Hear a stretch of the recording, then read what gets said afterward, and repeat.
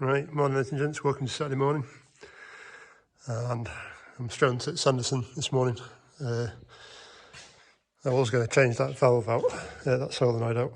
So I've been having problems with what was the bucket curling, so the bucket just stayed down and not tipped back up again. Swapped the solenoid over for the boom and the boom stopped working in and out, so problem with that. I have got another one, but yet I have left it at home. I can tell it's going to be one of them days again. Anyway, I'm not quite with it today either, to be fair, but such is life. Yeah, it's a right pain in the arse, is that. I didn't leave it in truck, so I've had it a couple of days and I didn't really want it to get rubbed out at truck. But yeah, it's seems to be in there's the problem. What it is, don't know. But hey, right, that's do. Can't do that anymore. I do have some air filters for it because these ones were pretty grim the other day. I did blow them out, but what looks like it's happening is because this engine is a world-destroying diesel engine that produces black smoke. I think the smoke's coming out of there straight into there, so these filters are fairly black. I have blown them out once already, but is it a 19 or I think it's a 17? Anyway, yeah, 17. Anyway, I'll whip that out and just put, there's an outer and an inner in as well. I'll treat it to an inner, don't really need it, but definitely needs an outer. And then probably some wind in that tyre again. But yeah, and then we'll go on to MB track. A couple of jobs to do now. So yeah, a bit of a difference between the two, which is what I was saying about the black in it. It was just chucking soot out when I blew it out the other week, but that's a bit cleaner than the old one, so I think they're about 60 quid for two of them, something like that. But yeah, we'll get them banging air filter up there, and that's one little job done. Right, so first job under here on the MB track is change this boot out. As you can see, it hasn't been done for a while, so I don't know what I'll find in there, but you've got a, I don't know where I put it now, it's there. I've got a new boot to go on there, so I'll get this one off, slide this over the top. I need to get some bolts to bolt it up. But yeah, somebody's been on some clayey ground. Right, so I'm going to admit that was a hell of a lot more of a fight than I thought it was going to be. So I put two new Jubilees on, and that's actually a stainless steel one there. And 4 bolts down. You probably should put 4 more into it, 3 more into it. But I think it'll be all right. I'm not really running around in water or mud, so should be fine. But yeah, that's the torque tube boot done. Up into the cab now and get the reservoir done. So yeah, next job is to change this clutch reservoir for the new one, as the old one seems to have a hole in it. It's just degraded through the sunlight coming through, and well, just age. She's what, good 37 years old, only a few years younger than me, so yeah. Right, let's get started on that. Right, that's the new one in, all tucked up under there, and that's the old one out. I didn't break the little tab coming out of it, but the reason I changed it is that bit at the top, which is cracked. It's just weeping, so yeah. And to be fair, it's a little bit shitty in there anyway. See, got black in it. So yeah, not a bad little job done. Tidy up now, and that's her done for the minute. I have sent away, I don't know if I said, I sent away the rad, the radiator, to get fixed, so hopefully we'll come back. Right, well, ladies and gents, welcome to Monday morning. And I'm back in the workshop, which is a mess at the moment, to be fair. Stuff all over. Anyway, so yeah, I need to do some jobs.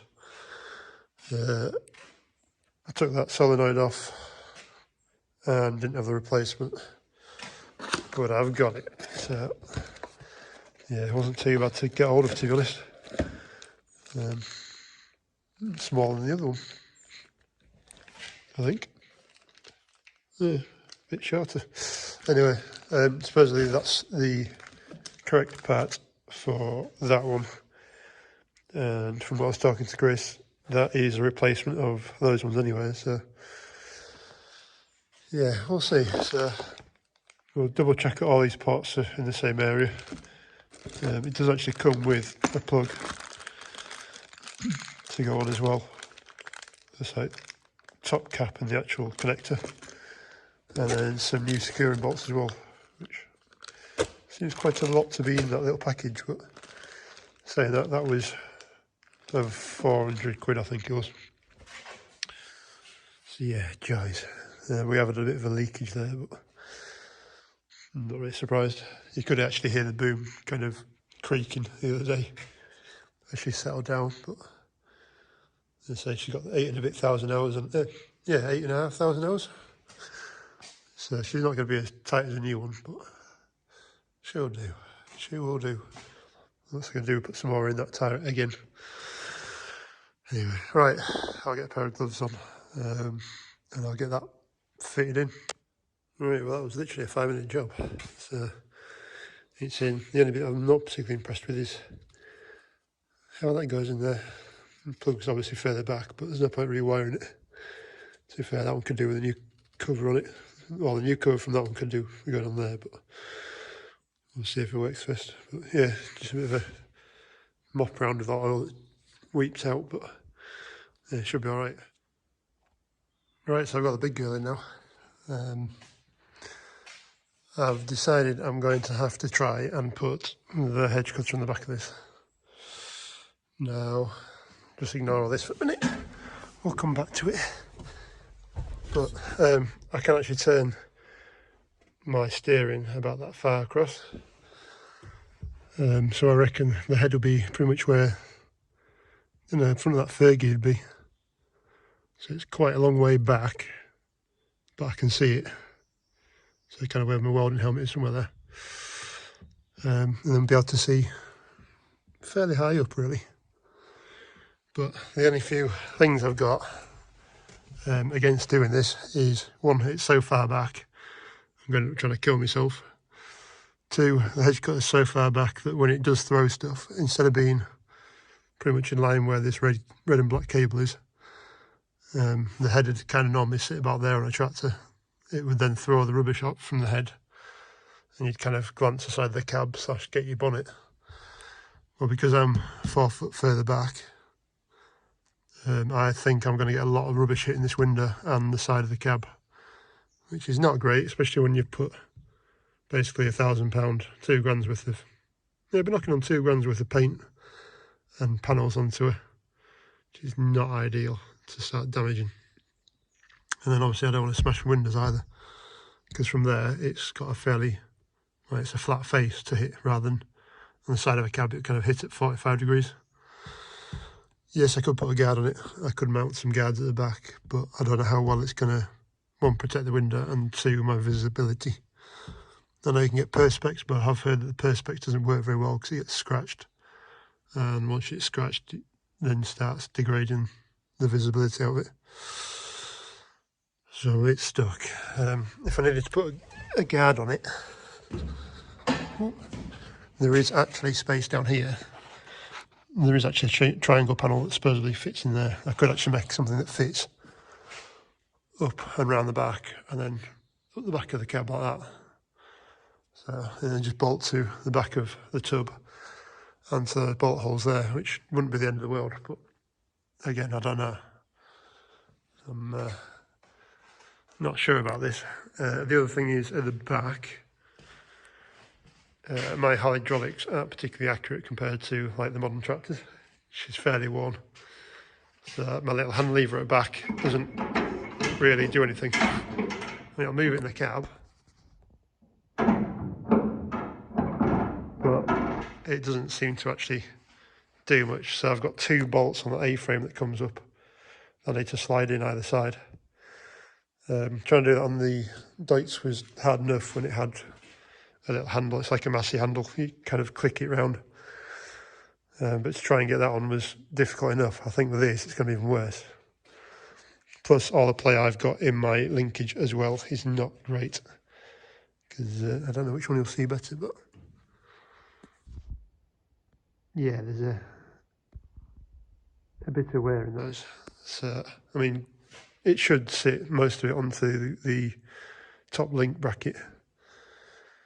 So I don't know. I'm still a bit. Then I've also got to sort out the top link as well because that's a Cat 3 and not Cat 2, and the Hedge goes in a Cat 2. So just everything seems to be against me. But anyway, we're going to put the electrics in. So I've run a cable through, a draw cable through, pulled these through, so it goes down under the seat, right across all these pipes and everything else to here, and then the battery is below me. If I just pull that pin out, so yeah, that's your battery.